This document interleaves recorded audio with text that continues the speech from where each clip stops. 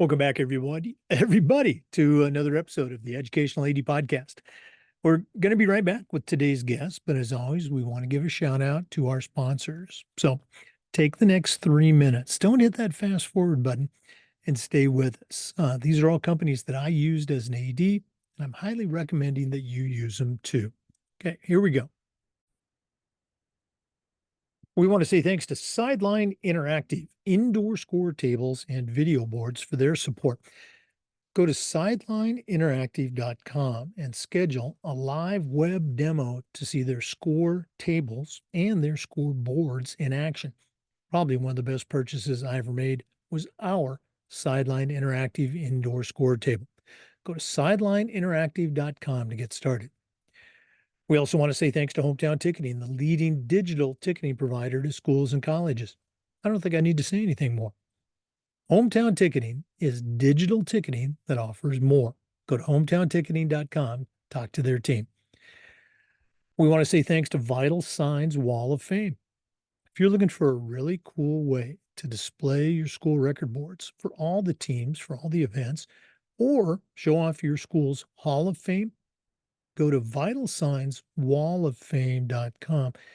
Take a look at their interactive touch screen video consoles.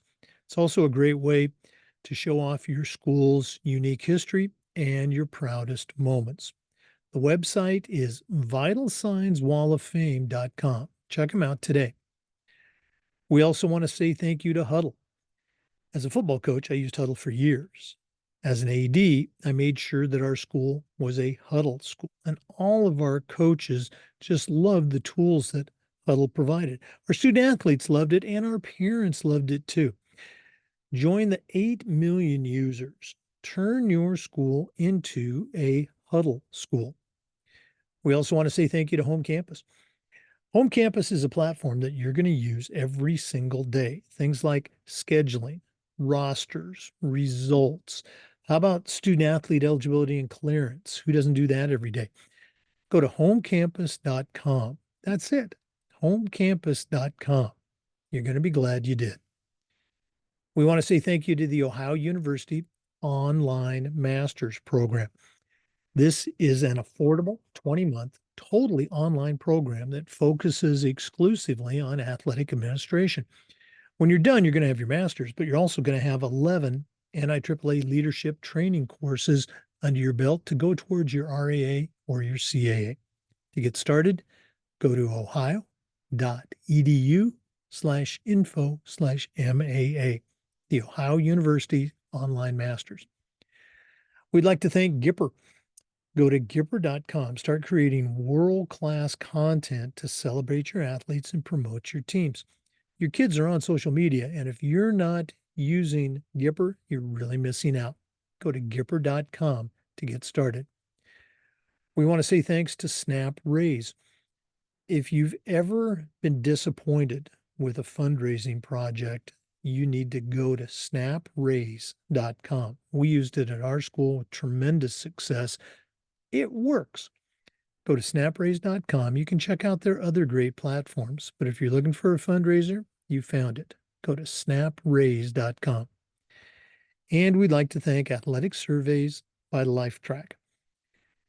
If you want to take the pulse of your parents, your coaches, your student athletes, Athletic Surveys can put together a custom survey that'll do just that.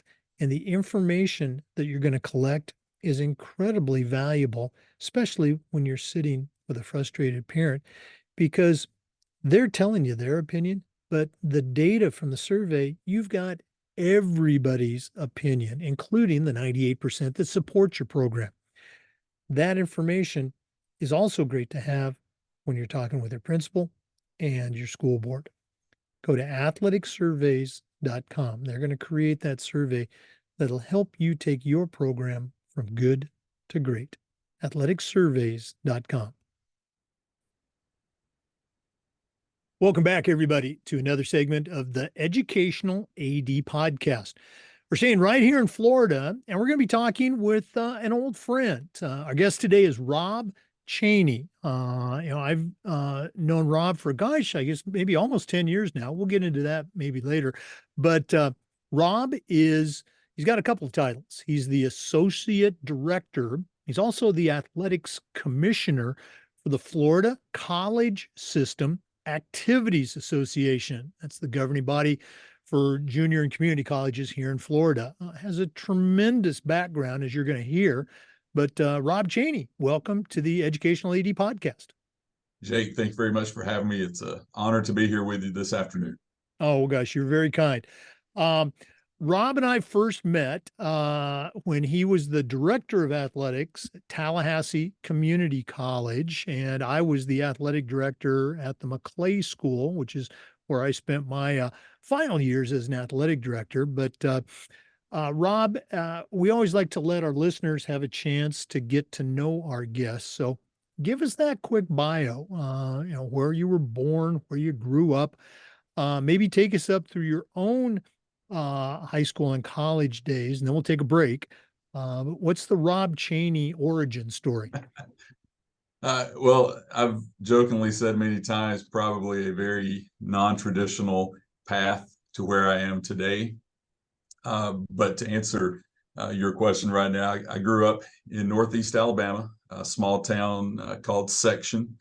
Sits up on Sand Mountain in northeasternmost county in the state, about 45 minutes east of Huntsville, Alabama, and 45 minutes southwest of Chattanooga, Tennessee. Overlooks the Tennessee River. It's a gorgeous part of the country, but very rural. Very just small town, southern hospitality. Very similar to a lot of the Panhandle communities here in Florida. But you grew up there. Had one sister, and I lived there until I was 18. Graduated high school and went straight to Auburn University. Attended college all four. Well, I strategically worked in a fifth fall to get in an extra football season there in my degree track, but attended Auburn, majored in mass communications. Oddly enough, growing up, I had always planned to study meteorology, and I knew Auburn, that was not a degree track offered at Auburn, but Florida State has one of the best meteorology programs in the country. A couple of broadcast meteorologists that I met in Chattanooga were FSU grads, so my plan was take my scholarship opportunity at Auburn, get my communications degree. Graduated there in December of '96, and then moved to Tallahassee the following summer to pursue a second degree in meteorology. Auburn was still on the quarter system at the time, so I lost some hours in the transfer, and I spent most of that first year attending FSU, recouping some hours in Spanish and physics and math, and that probably burned me out in the classroom a little bit.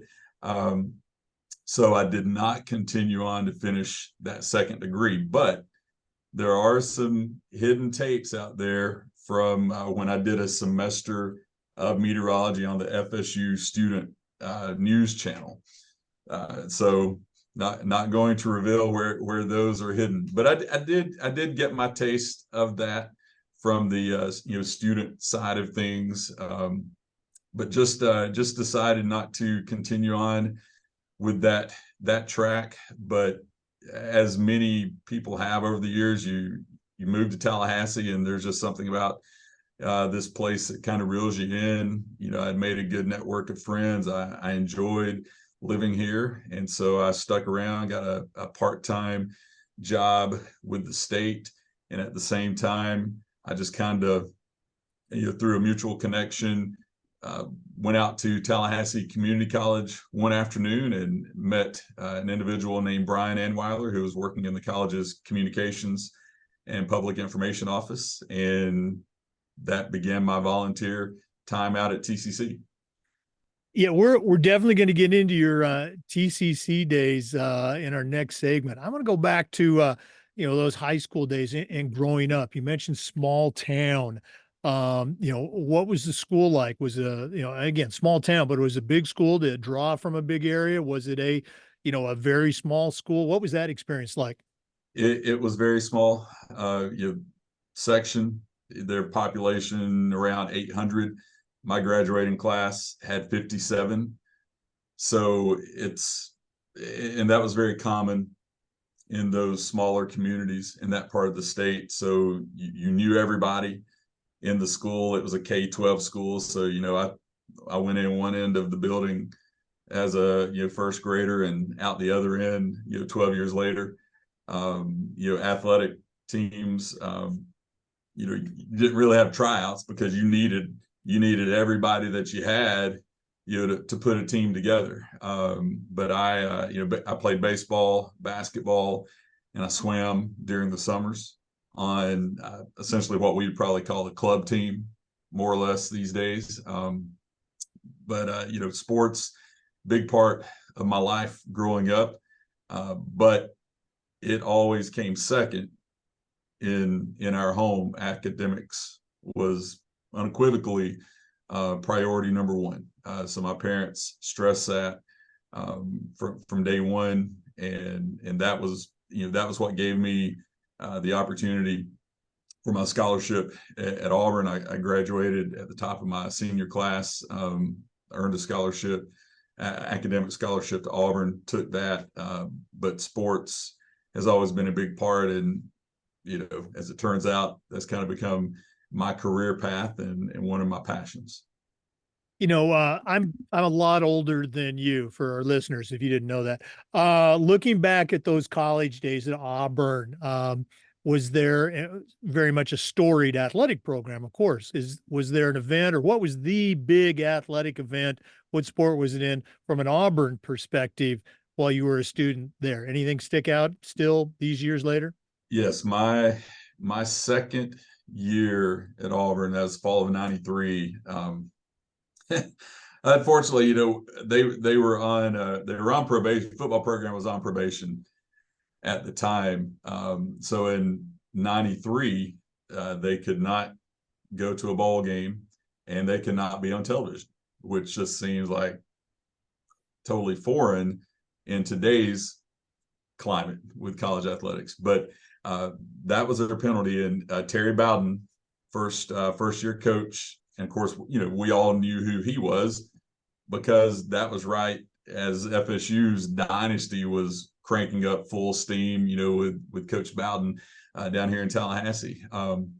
So you were excited to have part of that lineage there as the head of your program. In his first year, they go 11-0, undefeated season. That was the first, I think, undefeated season for Auburn since 1957, maybe. So that entire fall just really captured, I think, my love for the university.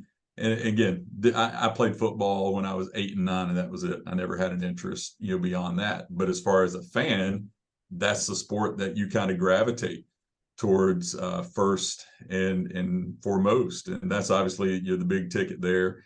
But I think just looking back on those years, it's hard to believe that was 31 years ago this fall. And it's been 32 since I graduated high school and went down there. And when they say time flies as you get older, that really is true. But just a lot of fond memories as a college student. And for anybody listening that may be in that phase of their life, I mean, soak it up and just make the most of every opportunity that you have, because time is fleeting and those days will be quickly gone before you know it. Oh, without question. Thanks for sharing that. Again, I remember that season because as a football fan, 11-0 and Terry Bowden, just great story. Thanks for sharing that. We're going to take our first break, but we're coming back. Our guest today is Rob Chaney. He's the Associate Director and the Athletics Commissioner for the Florida College System Activities Association. That's the governing body here in Florida for community colleges. So let's take that break, but we'll be back. This is the Educational AD Podcast. We want to say thanks to our good friends at Sideline Interactive, indoor score tables and video boards. Go to sidelineinteractive.com and schedule a live web demo to see their score tables and their score boards in action. Probably one of the best purchases I ever made was our Sideline Interactive indoor score table. Of course, we use it for home games, but we also use it for pep rallies, for signing ceremonies. Their products are tremendously versatile and their customer service just outstanding. Go to sidelineinteractive.com to get started. We also want to say thanks to Hometown Ticketing, the leading digital ticketing provider to schools and colleges. I don't think I need to say anything more, but I'm going to. Go to hometownticketing.com. Their team will show you how to set up and sell tickets online, not just for athletic events, but for things like school plays, concerts, dances, even graduation. And here's the best part. Every school is assigned a dedicated client success manager that's going to provide you hands-on support every step of the way. That's every step of the way. Go to hometownticketing.com to get signed up. It's digital ticketing that offers more. Welcome back, everybody, to the Educational AD Podcast. Once again, our guest is Rob Chaney. He is the Associate Director and the Athletic Commissioner for the Florida College System Activities Association. Rob, you took us up through your high school and college days. Again, that's probably a whole nother podcast interview, all the things you did at Auburn. But you moved to Tallahassee and you started your, let's say, professional career at Tallahassee Community College. Now, you ended as the athletic director, but you didn't start out there. So share with our listeners how that whole journey began. Well, it literally began, and to this day, I can still remember that first afternoon that I drove over there, because I'd been in Tallahassee for a year at that point, but I'd never gone over to their campus. I was familiar with them, just watching the local news, reading the local paper and things of that nature. But I didn't go over there until I was encouraged to reach out to a mutual acquaintance, guy by the name of Brian Anweiler, who worked in the college's communications and public information office. And he and another individual named Noel Barnage, they essentially doubled as the sports information contacts for the athletic department.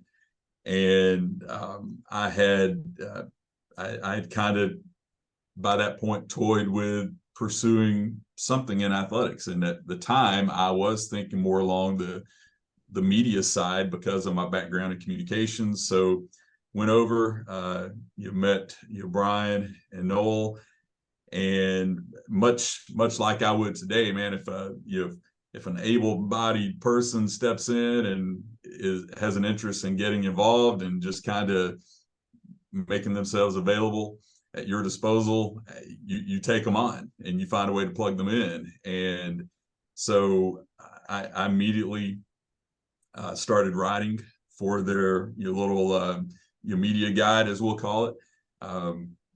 Plug me in on game day in whatever capacity they needed. I remember being public address for some basketball games in the fall. I had a notebook that I would sit in the stands on some nights and just track stats, and then we would go back and somehow figure out how to incorporate those into the archives.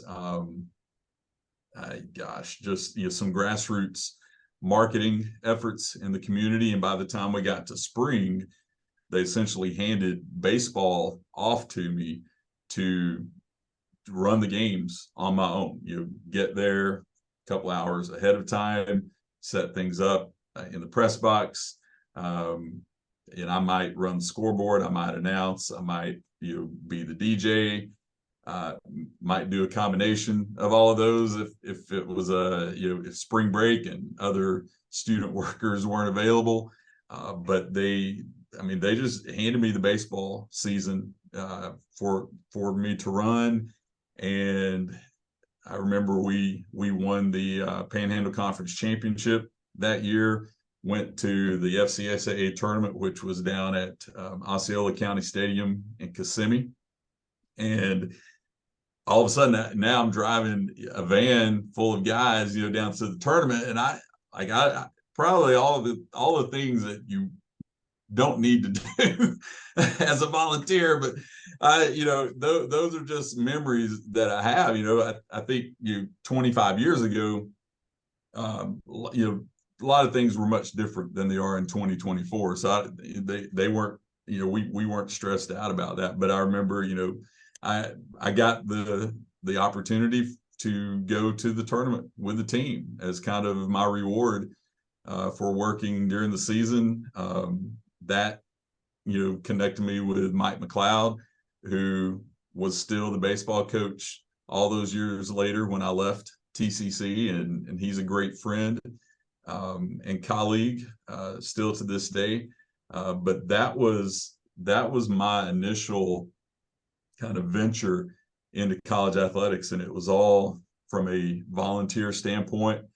And as I moved into that next year, I was all ready to continue on helping out wherever they needed. And one of the two individuals in the communications office left, and with the support of Mike Gillespie, who was the men's basketball coach at the time, and Mary Coburn, who was the vice president for student affairs, I think those two individuals kind of went to TK Wetherill, who was the president, and requested that I just be appointed to that vacancy. All I remember is I didn't interview for the position. I didn't apply for the position. I don't think they ever advertised it. And maybe after the fact, I think I might have completed an application just so that there was something on file. But to this day, I mean, I have always spoke so highly and had a tremendous gratitude towards Mary Coburn in particular. And then if you're in Tallahassee, that's a name you probably know because she went on to be the vice president for student affairs until retiring at FSU. Her husband served a stint as the AD at Florida State. And that's just another example of how you just never know how your connections are going to cross paths in this industry over the years. But that was kind of how I got into it on the front end, and then moved into a permanent position there at TCC in 1999. Right. And again, I appreciate you sharing all those little details. The lesson, obviously, for listeners, particularly the young listeners, is this was a volunteer position and you embraced it, and you didn't just show up and do the minimum. You looked for other ways to get involved and help the program. And, in this case, timing obviously was involved. The position did open up that you're able to be appointed to, but that still happens today. People, they're looking to, whether it's an athletic director, a vice president, a chancellor, a principal, they're looking to fill a position. And oh, by the way, we've got this volunteer. Maybe it's a volunteer coach. Maybe it's, someone in the program, as you mentioned, the DJ, the announcer. As an athletic director, we've done all those duties and then some. You need to make the most of that position that you currently have, not because, you're looking to advance, but oh, by the way, if you are, guess what? People are watching. They're watching all the time. I want to save your AD experience for our next segment, but let's talk about that next move for you from volunteer to now, hey, I'm getting paid to do this. Okay. What was that like? Well, it was nice to have a steady paycheck, no doubt. And I tell you, from the time I stepped on TCC's campus, that felt big time to me. And I think a part of that was, TCC, their program has always been at the top. Great competition, great coaches. and you're out there and you're seeing these young men and women compete with you for your 1 or 2 seasons, and then they move on, and on any given night you sit down in front of a TV and you turn on ESPN, Fox, whatever, and now you see those same individuals performing at the highest level of college athletics or into the pros. And we had Olympians. So I mean, it's just like we covered the spectrum with where our student athletes matriculated onto.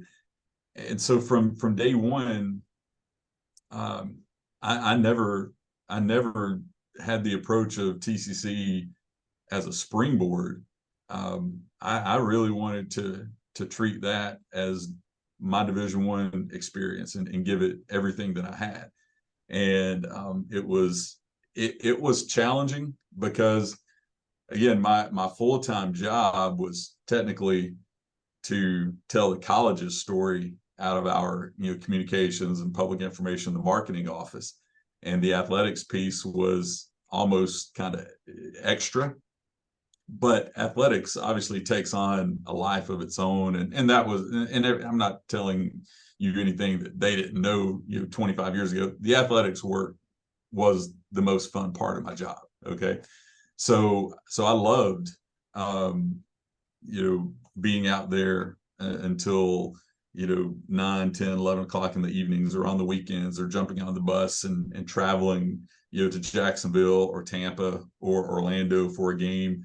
I mean, I wasn't married, didn't have a family at that time, so it was easy to do that. But no doubt that helped to expand I'm going to use my toolbox, as you would say, just from all the different hats that I was privileged to wear and got the opportunity to wear over those next few years as I began to grow and see a little bit more of what college athletics was like. And that was also at the time where a lot of things were beginning to transition to digital, and social medias beginning to come online. When I first started at TCC, we would type up a post-game release, you print it off, and you run to the fax machine. Yep.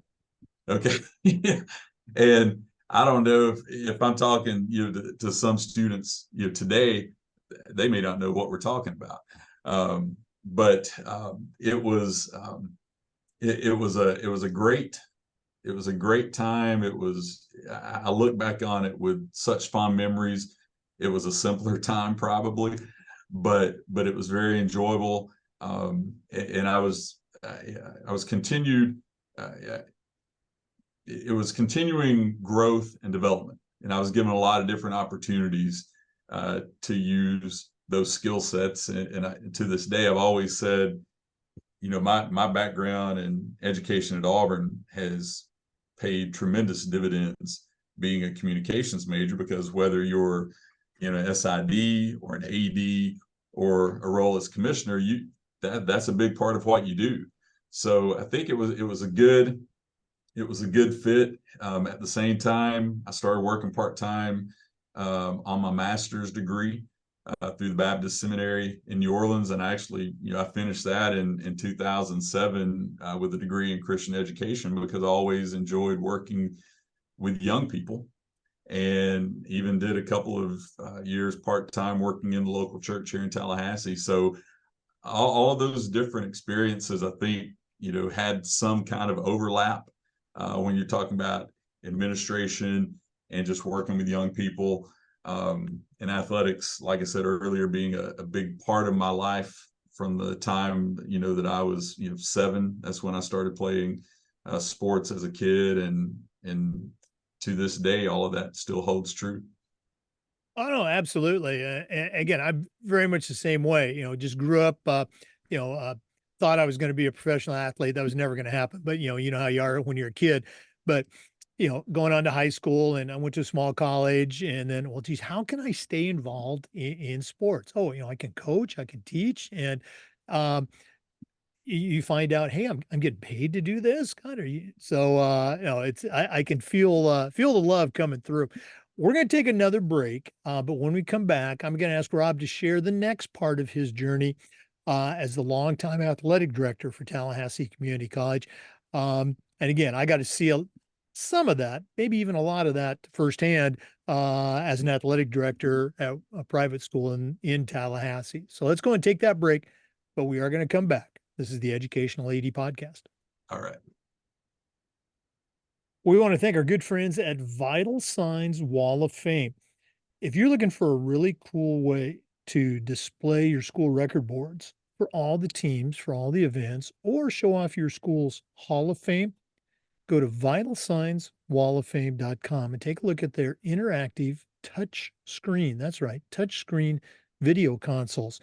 It's also a great way to tell your school's unique story and share your proudest moments. Go to vitalsignswalloffame.com. Mention the podcast, they'll give you a nice discount. That's vitalsignswalloffame.com. We also want to say thanks to Huddle. As a football coach, I used Huddle for years, but when I became an athletic director, I made sure that our school was a Huddle school, and our coaches just loved the tools that Huddle provided. Our student athletes loved it too. Even our parents loved Huddle because of the streaming experience. Go to huddle.com, join the 8 million users, and turn your school into a Huddle school. We also want to say thanks to Home Campus. Home Campus is a platform that you're going to use every single day for things like scheduling, uploading rosters, reporting scores, communicating with your team, with everybody in your state. How about student athlete eligibility and clearance forms? Who doesn't do that every day? Well, Home Campus does all of these things and more, does it better, does it faster. It's going to give you a lot more time back in your schedule. To get started, all you have to do is go to homecampus.com. That's it, homecampus.com. You're going to be glad you did. Hey, welcome back, everybody, to the Educational AD Podcast. Rob, you spent, I think, upwards of 20 years at Tallahassee Community College in a variety of roles. You took us through your volunteer days and how that expanded into a full-time position.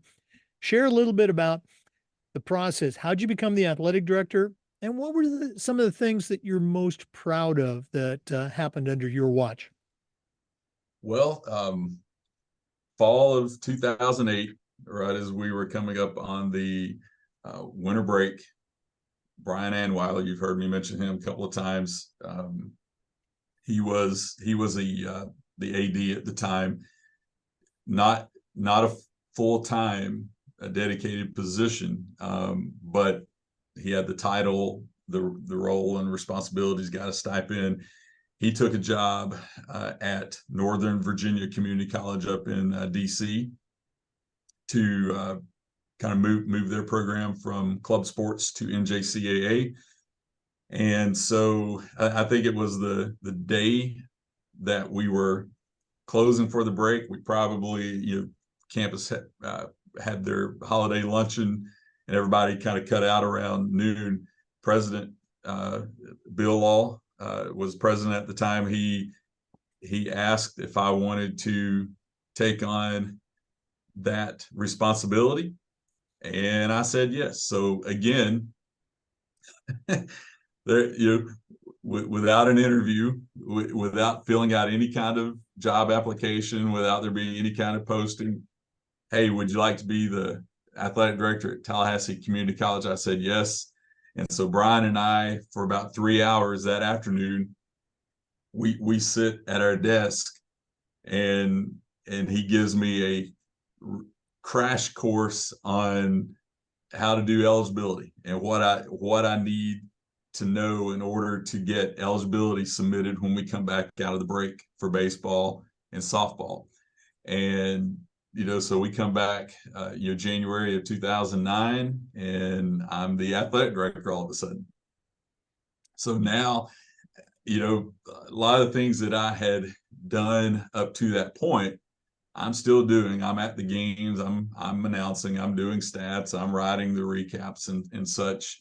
But now I've got the responsibility of certifying eligibility and all of the pieces that come with that, transcript evaluation, calculating GPAs, all of that, working with the NJCAA to get that job done. Now, you're a little more oversight with the coaches, but again, it was not a full-time job on paper. And listen, there is no such thing as a part-time athletic director. Okay. I was responsible for the same amount of work and all of the reports and such that the guy at any of our schools within the association who were full-time, we were doing the same thing. So TCC got a bargain out of us all those years when the position was part-time. But we, again, it was another step in my growth and development. It was a wonderful opportunity. I mean, I could write a book on the just number of fabulous opportunities that TCC afforded me over the years. We went and covered former baseball player who was playing for the Canadian Olympic team. We went up to Cary, North Carolina before they went over to Beijing in 2008. We watched them play Team USA. We would go to major league games to shoot video and do feature stories on our former baseball players who were in the major leagues. The connections that you make, you could call on them if you were in a NBA city and a former player, not even one from TCC, was playing on a team. They would put in a call and get you. I mean, it's just such a close network in that industry, as I'm sure you know. But that took me into 2009 as the AD, and it wasn't until 2013, and the current president at TCC, Jim Murdoch, and again, I'm still working in the communications office as part of my job, and we're right next door to the president. And I can remember walking in there to speak with him one day. I would go in there often just to keep him abreast of what we were accomplishing in athletics, see if he had any questions. But I asked him one day, I was like, do you see this becoming a full-time position one day? And he took out his phone. I'll never forget this. He took out his phone, opened up his notepad, and showed me there on his phone what his number one priority was at the time, and it was to establish a full-time athletic director's position. So February of 2013, and here we go again, without completing an application, doing an interview. They didn't advertise the position, and I'm very thankful that they chose to go this route. They did not feel that it would be right to ask me to go through the interview process and the screening process for a job that at that point I had been doing for 4 years. So they appointed me into the full-time position, and I slowly began to move out of essentially a dual role at the college. And by April of 2013, now I'm over there, full-time. And I was in that full-time position until I left in 2021. But looking back, over the entire 13 years of being an athletic director, softball went to they went to 3 national championships in total, but two of those 3 were, while I was the athletic director. Baseball, finished the 2013 regular season ranked number 1 in the country. Men's basketball won a region championship, FCSAA championship, went to nationals in 2011.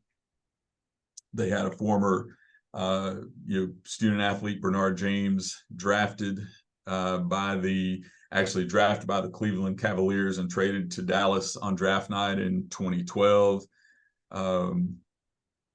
2018, probably the biggest highlight from any of our teams. Women's basketball won the NJCAA Division I National Championship. We launched cross country, women's cross country in 2016. We added the men's team. A year later, we even expanded that to declare for track and field. So it was just a slew of neat opportunities from a team standpoint. But if you're talking about things that I'm most proud of, and again, you heard me say this going back to my upbringing earlier, we all wanted to achieve great things in competition and on the courts and fields and trails and so on and so forth. But we stressed academics at TCC. Because if they didn't get the job done in the classroom, they were going to forfeit the opportunity to get onto the field and into competition. And our teams performed exceptionally well academically.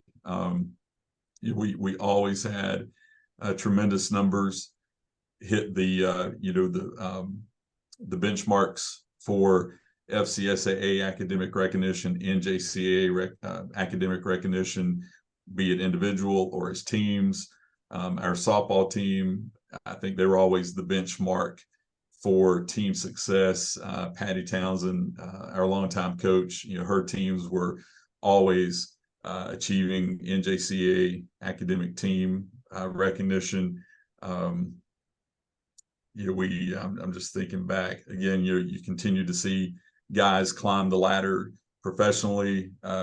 Olympians. I mentioned the one guy baseball that played for Canada in 2008. That same year, we had a former softball player play for the Netherlands, and then in 2020, I guess it would have been 2020, but we all know what happened that year. So the event that got pushed to 21, Elisa Cacchetti played softball with Italy, and that's what I enjoyed the most as the athletic director, because I was AD, but I was also still the SID and the compliance manager and the fundraiser, and you supervise the coaches and you manage game day, and you're pulling cables under the bleachers, for your broadcasts and such.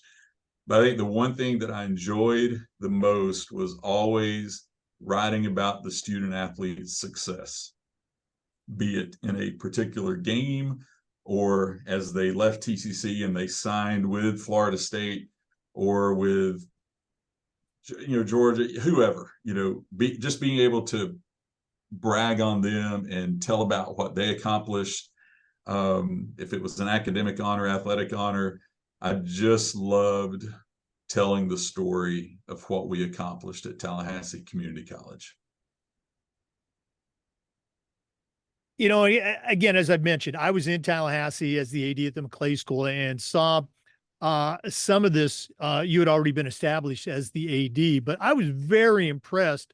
Having traveled around the country in my career, I can tell you that not every community college, let's say, has that type of, let's say, support from the president, organizational skills and enthusiasm from the AD, and some quality coaches. Now, while I was there, you had some great coaches. You mentioned them.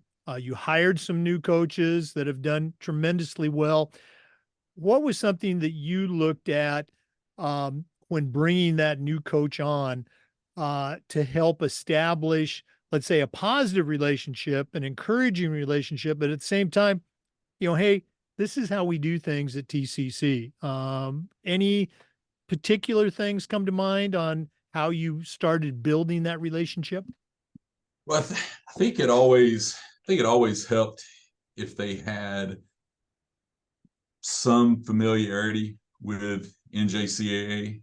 If you could find some NJCAA on their resume, be it as a player, assistant, head coach. I mean, just in some capacity, because it can be eye-opening when you come to the 2-year level. We don't have the same resources that the four-year colleges have. But one thing I have always said is when you get down to the very basics and at the most foundational levels that you can come up with, I think what we do at the two-year level is very similar, to a Florida State, to a Florida NAIA, in any level of NCAA, because we're working with young men and women, 18, 19, 20-year-old individuals. You're trying to help them achieve an education, and athletics just happens to be the vehicle by which they're doing that. And it is all about relationships. So I think that was probably the thing that you would stress is the culture, the relationships with your student athletes. And again, not as much as competitive as we were and we wanted to win. I think we always understood that there was a bigger mission than just the result of a game on a given day. You wanted to see them leave with a degree, move on to that next step in life, and be successful. And if we were able to use athletics for a year or two as a way to facilitate that, then mission accomplished. Oh, no, absolutely. And I love, you mentioned the importance that you put on the academic side of being a college student athlete. And I can speak firsthand to, the quality of those kids, because there were a number of years where your track and field team would come out and practice on our facility. And they were just great representatives of the college, of the program. Again, I know you are, but you can be very proud of what you helped build there. We're going to take another break. I know that's shocking to our regular listeners, but we are coming back with more. Rob's going to share what he's currently doing as the athletics commissioner and the associate director for the Florida College System Activities Association. So let's take that break. But we're coming back. This is the Educational AD Podcast. We'd like to thank our friends at Gipper for their support of the podcast. Your student athletes are on social media, and a lot of their parents are too. And if you're not creating content to promote your teams and celebrate their accomplishments, you're really missing out on a great opportunity. Go to Gipper.com. Their team is going to have you creating world-class marketing content in seconds. And it's so easy, even I can do it. Gipper's used and trusted by over 4,000 high school and college programs across the country. It's professional graphic design made easy. Go to Gipper.com for more information.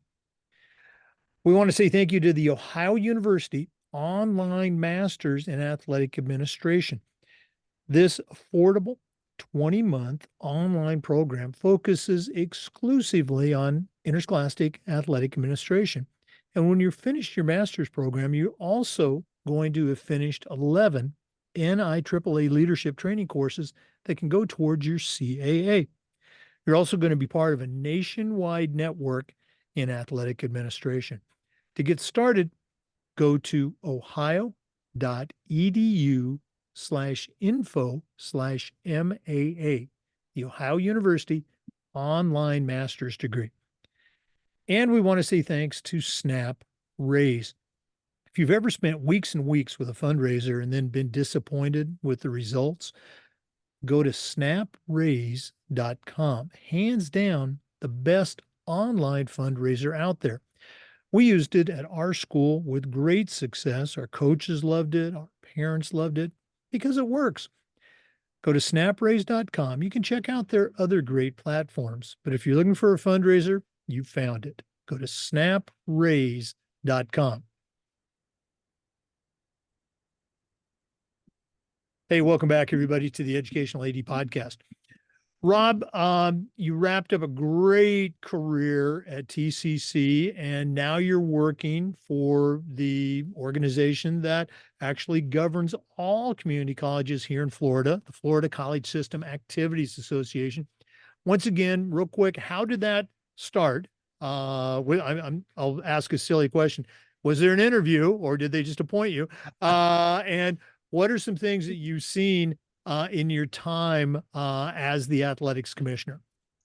Well, I will say there was an interview this time. There was an actual job to apply for. It was a new position to the association. The work was not new, but our model for, I guess, 25, 30 years at that point had been to separate that and put it on top of what two of our ADs were already doing on a day-to-day basis on their campuses, and one focused on the male sports and one the female sports.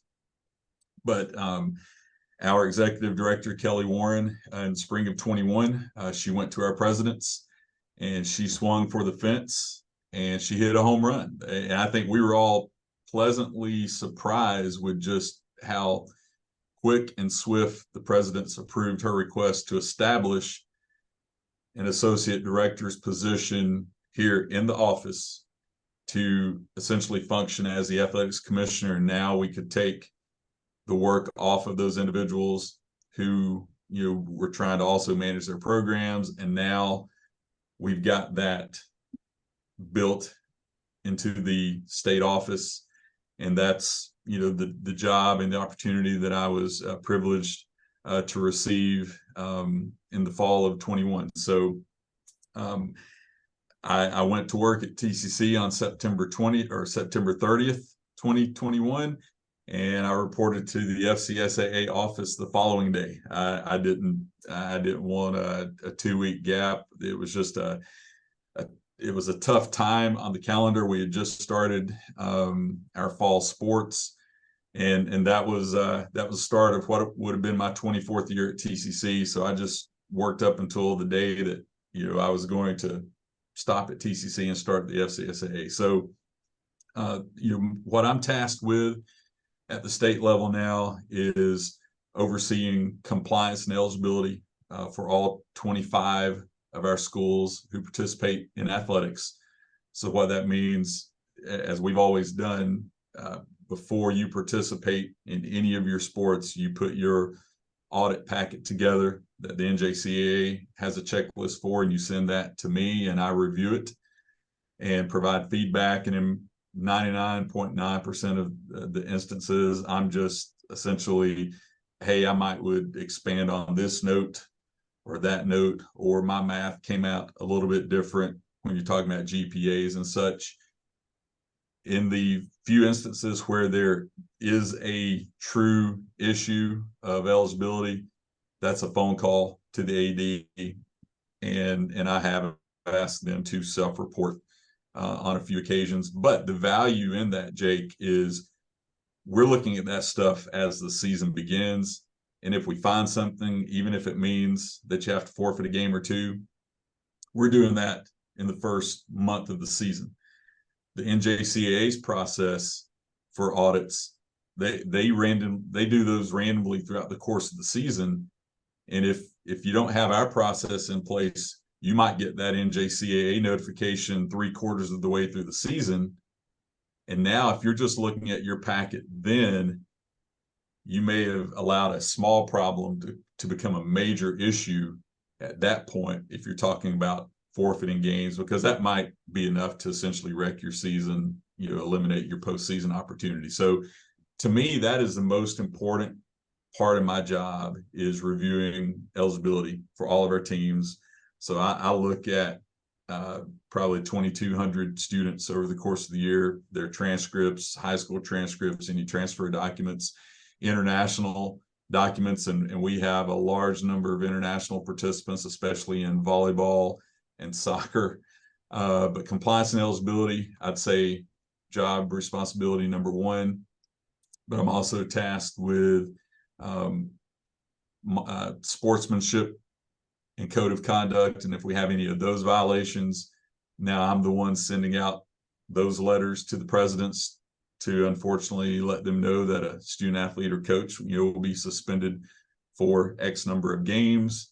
Oversight of our championship events, which has grown even since I stepped into this role, just because of the transition that our association has undergone. We're now a true two-division association, so that has resulted in additional championships that we have to budget for and oversee. And then I think the other piece that was built into the job was to develop a platform of sponsors to help offset some of the expenses for our championships. And again, as you know, we're in a tough environment right now, and whether it's high school, youth, any level of college athletics, your budgets are tight, and we're all trying to figure out how to stretch those as far as we can. And anything that I can drum up, no matter how big or how small, ultimately that can help us over the course of the year as we try to navigate college athletics in 2024. You touched on a couple things there that caught my ear, especially the eligibility compliance component, and then sportsmanship. I guess, first of all, on the eligibility, you mentioned 2,200 students. I'm sure it's got to be more than that. We have that, of course, at the high school level too, state associations. I'm wondering, at the high school level, you have a variety of, let's say, athletic director support. Some are full-time ADs, like I was at McClay. Others, they're teaching 6 periods, they're coaching 3 sports, and oh, by the way, you get 1 period if you're lucky to be the AD. What is it like for your schools in the Florida system? Are they full-time ADs? And you certainly were not originally at TCC. And what sort of things do you do from your office in the area of education and professional development for those ADs or for those compliance officers? So, you're not having to come in and say, oh, geez, we got an issue here. Well, I'd say the makeup of our administrators in the FCSAA, it does vary. The majority are probably, it's a full-time assignment, but you have 4 or 5 that are an AD and also a head coach of a sport on their campus.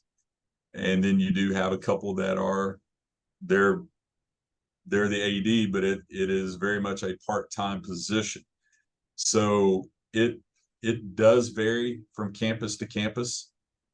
And that's where I think this role can be handy, because they all know I'm here, a phone call away, a text away, an email away, if they have a question, if they need assistance in any way, shape, or form. Now, a couple of things that I've done the last 2 summers is we'll pull together a webinar, or whatever you want to, a Zoom call, get them all on a Zoom, and I'll run through a presentation on a certain topic. I think 2 years ago, I ran them through the process of putting your audit packet together, because at that point we had you'd had a couple of different voices. Mike Matulia, was one of those guys, for many years. And rather than everyone thinking about how other individuals might have wanted that packet put together, I gave them, hey, this is how I can do it best, and how I can make the best use of my time and your time, so that I can get the answers to you as quickly as possible. So I did a session on audit packets last year. I did a full presentation on compliance and eligibility. This summer, I'll pull one together on sportsmanship, because at the NJCAA level, policy is always changing. Things are being updated. I think we're trying to be progressive in how we adjudicate certain rules and such. And so I just, take advantage of technology, and we'll try to set up some opportunities where they can hear from me. It gives them an opportunity to ask questions. And to this day, if I don't know the answer, I'm not at all afraid to say I don't know. Give me an opportunity to do some research on that. And as a bonus, I guess, last year I was given the opportunity to chair the NJCAA's eligibility committee. So, that's that's a good leadership opportunity. Another way to kind of expand, I think, my skill set. And like I said, in this seat, eligibility and compliance to me is the most important thing that I do. So now that I get to also lead a committee at the national level on that same topic, I've really enjoyed that.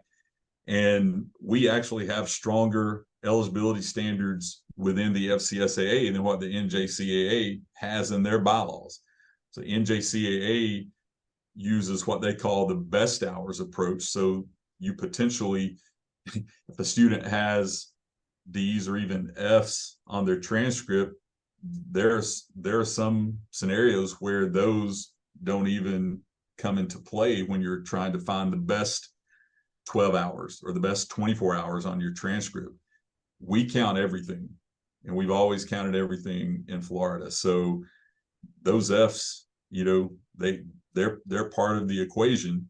And I don't think it's a coincidence when you look at our track record of success, going back over many, many years, but I can speak to the last two. We won 10 national championships in 22-23, and we won 8 in this 23-24 season that just wrapped up. To me, I don't believe there's a coincidence when you're talking about the emphasis that we place on academics and how that translates to what we accomplish in competition. Because, man, if you're eligible with us, you've done the work and you know that it's legit. And we transfer our student athletes and graduate them at an extremely high clip, and they go on to the highest levels of college athletics and into the pros. And even if they choose not to continue on with athletics, they are well equipped to be successful in their profession and bring tremendous value to their communities. And we're extremely proud of that. Oh, absolutely. And, we talk about the mission of athletics, certainly, preparing these kids for, these young men and young women, for the rest of their lives, because, even the ones, that tiny percentage that do go pro or even go on to the 4-year level, that part of their life is going to end, guaranteed. And then they've got the rest of their life. And, beyond athletics, teaching, dedication and commitment and sacrifice and excellence and grit in the classroom from an academic standpoint. Great combination. And it's great to have that data there that you talked about. Oh, by the way, we win a few championships too.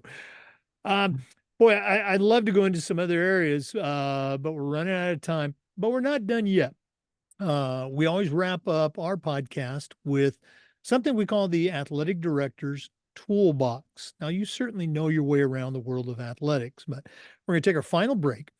We're going to hear from Athletic Surveys, who sponsor this part of the podcast. But when we come back, I'm going to challenge you to send out a brand new athletic director on the very first job, but I'm only going to let you put 3 items in the toolbox. So let's take that break. And when we come back, we're going to hear what Rob Chaney is going to put in his new AD toolbox. We'll be right back. We'd like to thank Athletic Surveys for sponsoring the AD Toolbox segment of our podcast. At my school, we use surveys for just about everything, for our student athletes, for our coaches, for our teachers, even for our parents. And the information that came back was incredibly valuable because it came from everyone.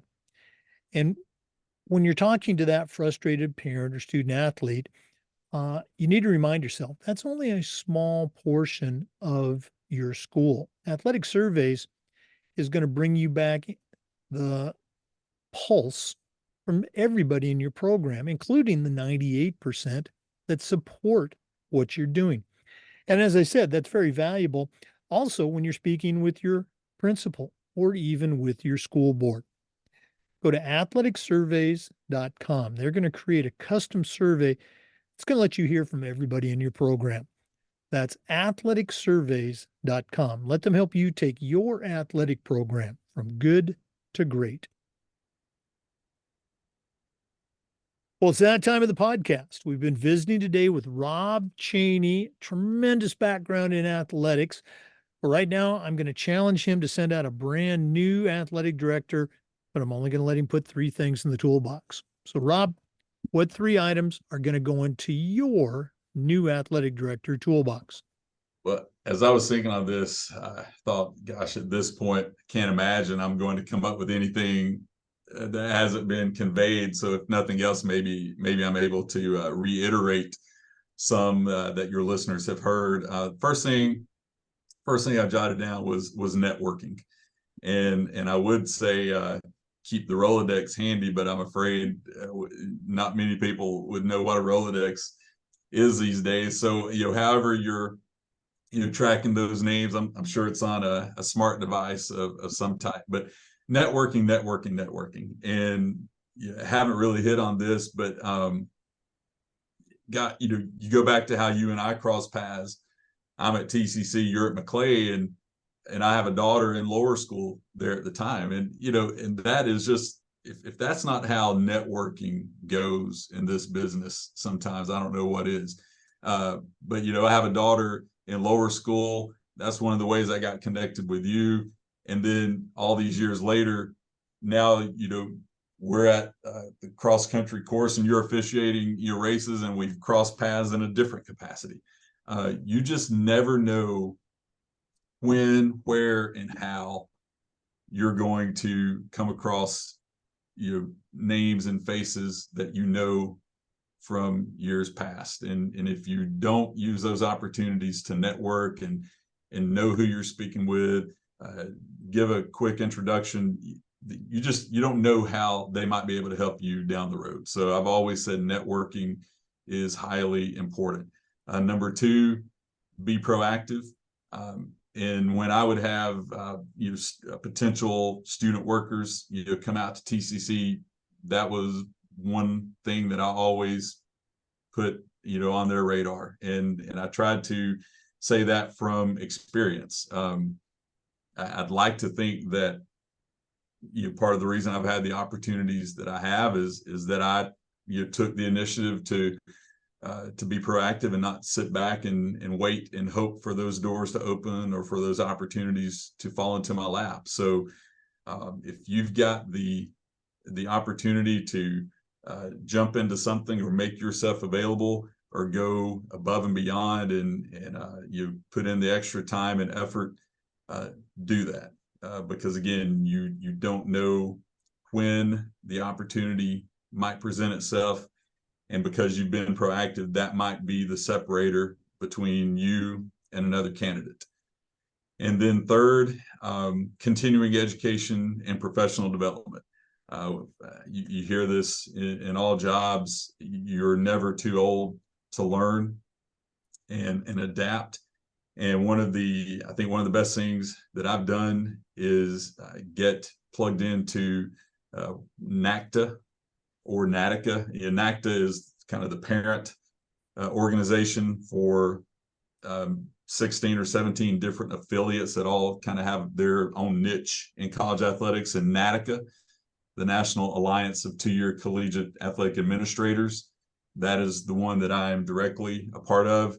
But I've been active with that for 10 years. I've had the opportunity to go through the leadership chain and be the president for a year, and that enabled me to network even more, because I met the individuals that are part of the California Association for Two-Year Athletics, as well as the Northwest Athletic Conference, that is Washington State and Oregon. But find opportunities to, I'm going to say, again, use your term, you build the toolbox, and you can do that through continuing education and professional development. You go to your supervisor, be it a VP, a president. If you're a coach, go to your AD and just ask for their support. I think you'll find those individuals will be supportive of those efforts. I think we would all love to see any of our staff and employees look for opportunities to better themselves and to to grow and get better and improve, because that just, at the end of the day, that makes your team better. If you're out there looking to continue to educate yourself and build the toolbox, and hey, you never know where it may lead you, especially in this digital age. So there are endless opportunities out there to learn. Well, I love them all. And again, networking is one of the things that I mentioned to, young ADs and coaches as really, the number one. All the tools are important. And I love your being proactive out there, because it's certainly what you did in your career, and that success was obvious. Rob, we should have done this earlier, so shame on me, but we're going to do it now. If one of our listeners wanted to reach out and pick your brain a little bit or add you to their network, what's the best way that they can get a hold of you? I would say email is the easiest, and that address is rob.chaney, CHANEY, at the FCSAA.com. So that's at THEFCSAA.com. I'm also on Twitter at Rob Chaney AD. And I didn't check. I was trying to come up with, do I need to change this? Do I not change it? And then it hit me. Well, associate director is also AD, just like that. So I just left it. So Rob Chaney AD on Twitter. All right. And Rob does a great job of promoting the schools that are part of the Florida College System Activity Association. Rob, thanks for sharing with our listeners today. All the best moving forward. And I guess worst case, I'll see you in October at the Junior College Championship cross country race. That's right, Jake. It'll be here before we know it, but I really do appreciate the opportunity to visit with you today. Thank you. Oh, well, thanks again. For listeners, we want to thank you and remind you that we put all of our Zoom recordings on the Educational AD Podcast YouTube channel. We do this just about every day, sharing stories and best practices. So hopefully you'll come back and join us again for another episode of the Educational AD Podcast. We'll see you next time.